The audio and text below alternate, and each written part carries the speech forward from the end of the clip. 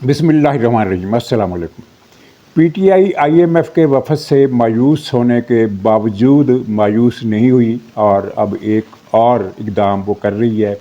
एक अजीबो-गरीब डोज़ियर तैयार किया जा रहा है, बल्कि तैयार कर लिया है जो आईएमएफ को पेश किया जाएगा। ये क्या डोज़ियर है और पीटीआई की मायूसी की कहानी क्या है, इस पर बात करेंगे। फिर कौमी असम्बली के स्पीकर ने एक सो कॉल्ड जज मोहसिन अख्तर कियानी के ख़िलाफ़ एक एक्शन लिया है और ये एक्शन काफ़ी नहीं है, मज़ीद एक्शन लेने की ज़रूरत है। लेकिन देखिए क्या होता है।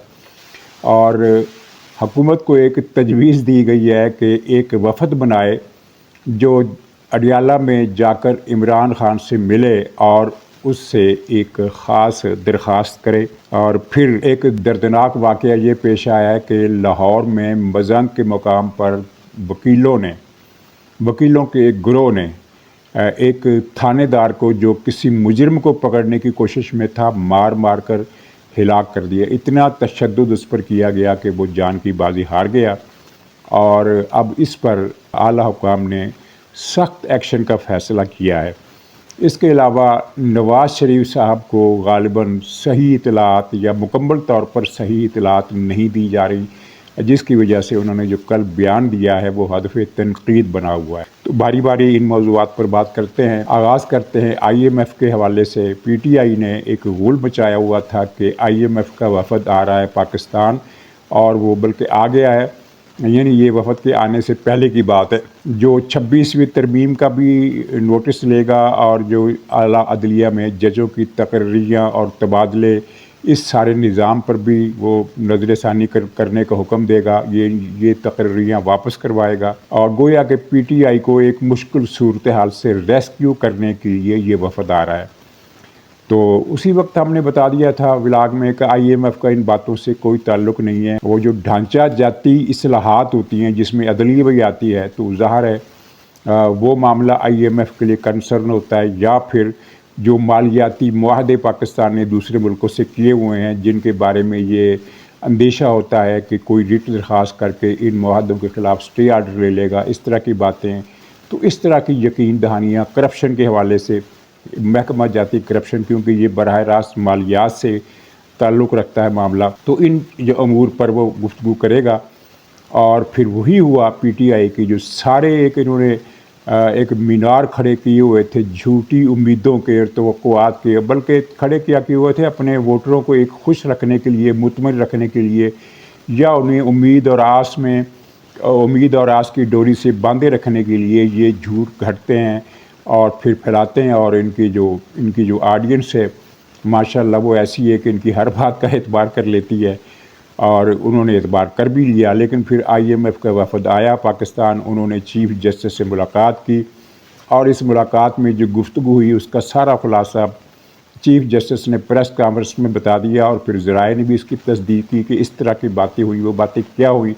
आईएमएफ के वफ़द ने कहा कि गैर मुल्की सरमाएकारी का तहफ़्फ़ुज़ होना चाहिए, जो दूसरे मुल्कों से मुआहदे हैं उनका पास किया जाना चाहिए। यानी इस किस्म की बातें जिनका ताल्लुक़ आईएमएफ की कर्जा स्कीम से, रेस्क्यू स्कीम से होता है, वो सारे मामलात डिस्कस हुए। इसमें कहीं कोई सियासी मामला ज़ेरे बहस नहीं आया। आज अदलिया में करप्शन की बात भी हुई, लेकिन ज़ाहिर है वो ब्रॉडर पर्सपेक्टिव में जिसमें दूसरे तमाम महकमों की करप्शन का भी ज़िक्र होता है। इस सिलसिले में ज़मीनी तौर पर मैं अर्ज़ कर दूं कि ट्रांसपेरेंसी इंटरनेशनल ने जो नया इंडेक्स जारी किया उसमें पाकिस्तान के अंदर करप्शन को इजाफ़ा पजीर दिखाया गया है, और पाकिस्तान की तनज़ुली कर दी गई है 2 दर्जे, यानी 27 नंबर से 29 नंबर पर आ गया। ये हुकूमत के लिए मामला तशवीशनाक होना चाहिए। हुकूमत की तवज्जो जिस तरह इन मामलात पर तवक्को की जाती थी कि होनी चाहिए, वो उस तरह से नहीं है। यानी करप्शन पिछले साल इमरान खान के जाने के बाद पाकिस्तान करप्शन कम होने का जो मेयार था, उस हवाले से पाकिस्तान के मेयार में दर्जा बंदी में बेहतरी आई थी। लेकिन अब फिर ये ज़वाल की तरफ जा रही है, जो कि एक लम्हा फ़िक्रिया है और एक अलार्मिंग बात है हुकूमत के लिए भी और मुल्क के लिए भी। तो इस पर इदारों को नोटिस लेना होगा कि कहाँ कहाँ कमज़ोरी कमी रह गई है। और सबसे बड़ी इसमें वजह अदलिया का किरदार है, क्योंकि کرپشن کے ملزم ہوں، چاہے قتل کے ملزم ہوں، چاہے ڈکیتی کے ملزم ہوں، چاہے دہشت گردی کے ملزم ہوں، وہ عدالتوں میں جا کر بری ہو جاتے ہیں، ضمانتوں پر رہا ہو جاتے ہیں، اسٹے آرڈر لے لیتے ہیں، ان کے خلاف ایکشن نہیں ہوتا. یعنی پاکستان میں کرپشن کی سب سے بڑی پشت پناہی جو ہے وہ عدلیہ کی طرف سے ہوتی رہی ہے. اب عدلیہ میں کچھ تبدیلی آئی ہے تو شاید توقع کی جا سکتی ہے کہ اب ایسا، یہ تو خیر ہم نہیں کہہ سکتے کہ ایسا نہیں ہوگا، لیکن کچھ نہ کچھ کمی کی امید ہمیں کرنی چاہیے. تو خیر یہ باتیں ساری ہوئیں، جس کے بعد پی ٹی آئی کو ظاہر ہے بہت زیادہ مایوسی ہوئی. اس کا پی ٹی آئی کے لوگوں کو تو یہ خیال تھا کہ وہ 26ویں ترمیم کو واپس لینے کا حکم دے گی. آئی ایم ایف کی جو ٹیم آئی ہوئی ہے وہ 26ویں ترمیم کو واپس لینے کا حکم دے گی، اور عدلیہ میں حالیہ تقرریاں جو ہوئی ہیں انہیں بھی منسوخ کر دے گی. یہ اس طرح کی بچگانہ اور احمقانہ سوچ پی ٹی آئی میں اچھی خاصی سطح پر یہ سرایت کر چکی تھی، جس کا مظاہرہ ہم نے ٹی وی چینلز پر بھی دیکھا. بلکہ کل آئی ایم ایف کے وفد کی ملاقات ختم ہونے کے بعد میں نے ایک ٹی وی پروگرام میں دیکھا کہ ایک پی ٹی آئی کا بڑا جید قسم کا اینکر جو ہے وہ اس طرح کی باتیں کر رہا تھا کہ آئی ایم ایف نے 26ویں ترمیم پر تشویش ظاہر کی ہے. ابھی اس کا یہ ڈومین ہی نہیں ہے. تو اب کیا ہو رہا ہے، مایوسی کے بعد انہوں نے ایک دوسرا وار کرنے کا فیصلہ کیا ہے، یعنی ایک اور جوا کھیلنے کا فیصلہ کیا ہے. ایک ڈوزیئر تیار کیا جا رہا ہے، اور یہ ڈوزیئر آئی ایم ایف کو پیش کرے گا وہ ایک بدماش اور بدکماش دادا کا جو پوتا صاحب ہے، جو خود بھی غنڈہ گردی اور بدماشی میں کسی سے کم، اپنے دادا سے کم نہیں ہے. کل بھی اس نے قومی اسمبلی میں گندی گالیاں دی اپنے مخالفوں کو، حکومتی جماعت کے لوگوں کو جواب میں گالیاں سنی بھی.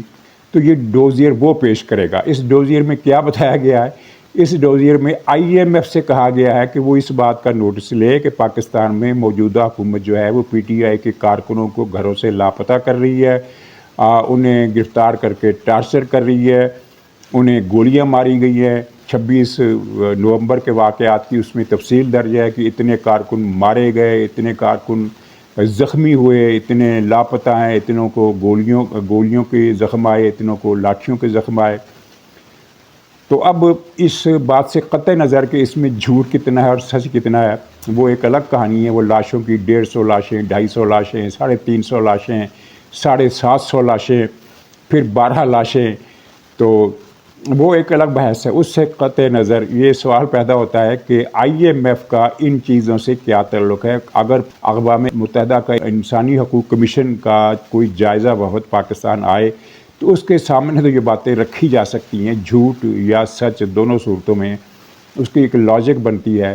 لیکن آئی ایم ایف کے وفد کے سامنے یہ چیزیں پیش کرنے کا مطلب ہی کوئی نہیں ہے. وہ ظاہر ہے وہ آئی ایم ایف کا وفد اگر اس ڈوزیئر کو وصول تو کر لے گا، لیکن وصول کر کے کیا کرے گا؟ اس کو پھینک دے گا اور کیا کرے گا. جس طرح کہ وہ عمران خان کے خطوط کا حال ہوا ہے کہ وہ غیر متعلقہ لوگوں کو خط لکھ رہا ہے، آرمی چیف کو خط لکھ رہا ہے. آرمی چیف اس سارے معاملے میں غیر متعلق ہے. چنانچہ یہ انہوں نے ان کے ذرائع نے بتا دیا کہ خط نہ تو ہمیں ملا ہے اور نہ ہی ہم اسے وصول کرنے میں کوئی دلچسپی رکھتے ہیں. ہاں، چیف جسٹس کو جو خط لکھا تھا وہ کل چیف جسٹس نے اپنی پریس کانفرنس میں بتا دیا کہ وہ مجھے ملا ہے، اور چونکہ اس میں آئینی شک کا مسئلہ ہے لہٰذا میں نے آئینی کمیٹی کو بھیج دیا ہے کہ وہ آئینی بینچ کو اگر یہ پیش کرنے کے قابل ہے تو وہ فیصلہ کرے اور پیش کر دے. یعنی یہاں وہ خط بھی انجام کو پہنچا. اب سنا ہے کہ آرمی چیف کو ایک تیسرا خط لکھا جا رہا ہے. یعنی دماغی خرابی. لوگ تو اسے چال کہہ رہے ہیں، حالانکہ اس چال کا فائدہ کیا ہوا ہے؟ عمران خان کو اس چال کا کوئی فائدہ نہیں ہوا، بلکہ آپ اگر غور کریں تو پچھلے کچھ دنوں سے ان کے دعووں میں اضمحلال ہے، کمزوری ہے، یعنی ناتوانی ہے، بے جان قسم کا جو ان کا بیانیہ وہ ہوتا جا رہا ہے. اور خاص طور پر یہ 8 فروری کے یوم احتجاج کی ذلت ناکامی کے بعد ان کے حوصلے بہت پست ہیں. تو یہی سوال ان سے بنتا ہے کہ آپ یہ جو اقدامات کر رہے ہیں اپنی دانش میں بڑا وہ تیر مارتے ہیں کہ ہم نے خط لکھ دیا، آرمی چیف کو خط لکھ دیا، فلاں کو خط لکھ دیا، اب آئی ایم ایف کو یہ خط لکھ رہے ہیں، ڈوزیئر بھیج رہے ہیں. تو ان کا فائدہ ہونے کے بجائے آپ کو تو نقصانات ہو رہے ہیں. تو آپ ان کے کچھ عقل مندی کا مادہ رکھنے والے اگر لیڈر پی ٹی آئی میں کچھ ہیں تو وہ عمران خان کو مشورہ دینے کی ضرورت ہی نہیں کرتے کہ یہ آپ غلط کر رہے ہیں، اس سے آپ کو نقصان ہو رہا ہے، ہمارے بیانیے کو نقصان پہنچ رہا ہے، ہماری پوزیشن کمزور ہو رہی ہے عوام کے اندر. یہ پوزیشن کی کمزوری نہیں ہے تو اور کیا ہے کہ پنجاب میں کسی جگہ، کسی بھی شہر، کسی قصبے، کسی گاؤں، کسی مارکیٹ ان کا کوئی آدمی نکلا ہی نہیں. یعنی درجن 12 درجن 2 درجن 25 آدمی 20 آدمی 8 آدمی یہ گروپ فوٹو کھنچوا کر انہوں نے یوم احتجاج کی وہ ایک نئی تاریخ رقم کر دی ہے.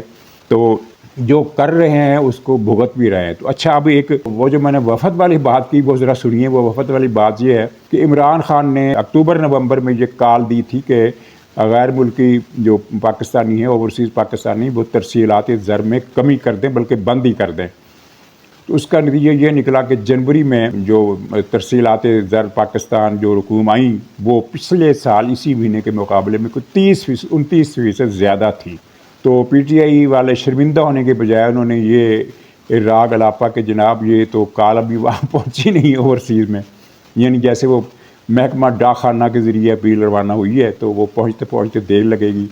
تو خیر اب جنوری کی رپورٹ آ گئی ہے، یعنی فروری کی 11 تاریخ کو یہ رپورٹ آ گئی ہے کہ جنوری کی جو ترسیلات زر ہے، جنوری میں تو ڈاک خانے نے بھی پہنچا دی ہوگی نا کال اس کی عمران خان کی، برطانیہ، فرانس، امریکہ، کینیڈا، ہر جگہ. تو جنوری کی جو ترسیلات زر 10 فروری کے ابتدائی ہفتے، پہلے ہفتے میں موصول ہوئی ہیں، ان کی مالیت 25% زیادہ ہے. یعنی ہر کال کے بعد ترسیلات زر میں اضافہ ہو جاتا ہے. تو کسی ستم ظریف نے ایک ٹویٹ کیا اور حکومت کو یہ مشورہ دیا ہے کہ وہ جناب ایک وفد بنائے جو اڈیالہ جیل میں عمران خان کی خدمت میں حاضر ہو اور عمران خان سے کہے کہ جناب اوورسیز پاکستانیوں سے ترسیلات زر کا بائیکاٹ کرنے کا ایک اور حکم نامہ جاری کریں، یا پاکستانیوں کو، اوورسیز پاکستانیوں کو ایک مرتبہ پھر یہ کہیں کہ پاکستان کو ترسیلات زر بند کر دی جائیں تاکہ اگلے مہینے ترسیلات زر میں مزید اضافہ ہو سکے. یعنی عمران خان جتنی زیادہ اپیلیں کرے گا پاکستان کو ترسیلات زر میں اتنا ہی اضافہ ہوگا. یہ ان ٹویٹ کرنے والے صاحب کا خیال ہے اور میرا خیال ہے کہ خیال ان کا معقول ہے. حکومت کو اس طرف توجہ کرنی چاہیے. ناظرین، آئین شکن ججوں پر بڑے سخت دن آئے ہوئے ہیں.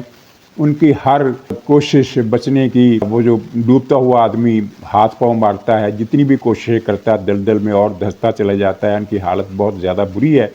تو محسن اختر کیانی بھی انہی ججوں میں سے ایک ہیں. کیانی صاحب تو وہ جج ہیں جن کے بارے میں کچھ حضرات نے درخواستیں بھی دائر کر رکھی ہیں جوڈیشل کمیشن کو، لیکن جج ہیں اس لیے کارروائی نہیں ہو رہی.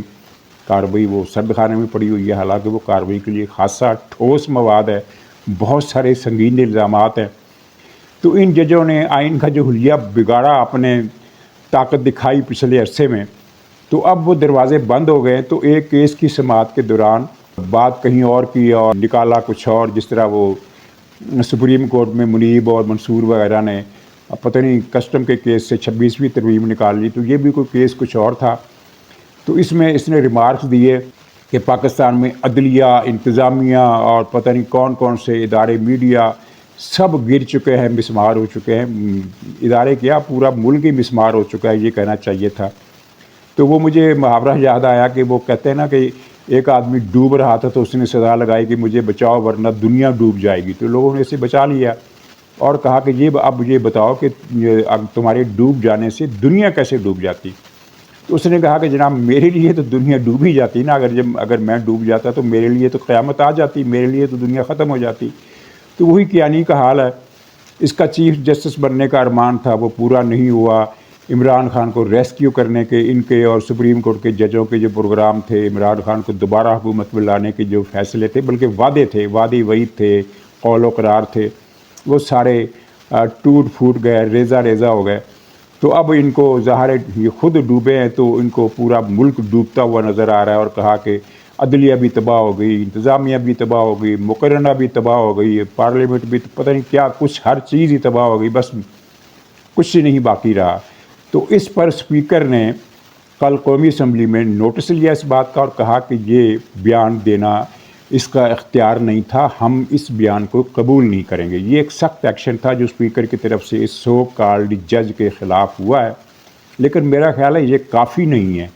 یہ صرف اسپیکر کے ریمارکس دے دینا کافی نہیں ہے، اس پر کارروائی ہونی چاہیے تاکہ مزید اگر کسی جج کے دل میں، ذہن میں کوئی ایسا خناس ہے، کوئی ایسا انسیکٹ گھسا ہوا ہے جو اس طرح کے ریمارکس دینے پر انہیں اکساتا ہے، تو وہ باز رہے اور پارلیمنٹ کا ایکشن ہونا چاہیے. پارلیمنٹ کے پاس اختیار ہے ایسے ججوں کے، اور بھارت میں یا دوسرے ملکوں میں تو پارلیمنٹ ایسے ججوں کے خلاف ایکشن کرتی ہے، ان کے خلاف کارروائی کرتی ہے، ان کو اوقات میں لاتی ہے، اور اگر ضروری ہو تو ان کو ان کے عہدے سے برطرف بھی کر دیتی ہے. تو پاکستانی پارلیمنٹ ہر کام کر سکتی ہے.